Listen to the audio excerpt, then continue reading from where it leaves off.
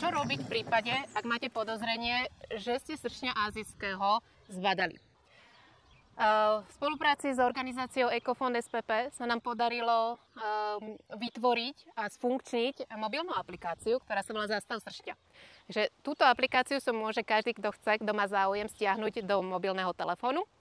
A v prípade, že takéto podozrenie máte, že sa vám na záhrade alebo niekde ste vonku na prechádzke a máte pri sebe telefón, urobte fotografiu a pošlite cez aplikáciu Zastav sršňa túto fotografiu, prípadne aj krátke video, alebo ideálne viacej fotografií. Uvedte svoje meno a váš kontakt, aby následne sa táto informácia dostáva štátnej ochrane prírody, ktorá má už vytvorený svoj akčný tím. A následne vás odborníci budú kontaktovať, aby sme mali možnosť toto hniezdo, alebo tieto sršne vystopovať až k ich hniezdu a naozaj zasiahli včas, ešte predtým, ako sa kráľovné na jeseň dostanú do voľnej prírody a môžu sa ďalej šíriť.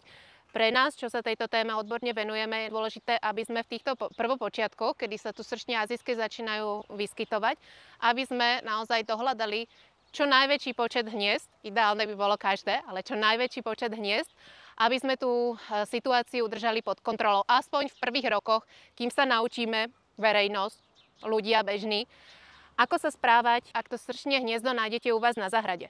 Nachádzame sa v typickej obci, sme na dedine, kde je pomerne hustá zástavba domov a každý dom má nejakú záhradu. Na každej záhrade sa nachádzajú nejaké domčeky drevené alebo nejaký skladový priestor, za chvíľu si to ukážeme. A toto sú ideálne miesta, kde sa práve kráľovné, sršňa Vespa velutina, prezimuvávajú a začínajú si zakladať svoje tzv. Malé primárne hniezda.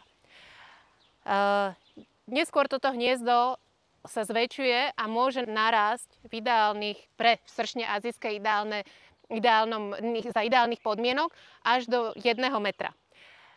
My zatiaľ nevieme, aké veľké tie hniezda môžu byť u nás na Slovensku. Hniezdo, ktoré sa našlo v roku 2024, malo okolo 80 cm, takže dá sa predpokladať, že u nás na Slovensku budú takisto pomerne veľké hniezda, podobné, ako vám budeme ukazovať počas tohto roku aj z Francúzska, kde naozaj tie hniezda môžu mať až 1 meter.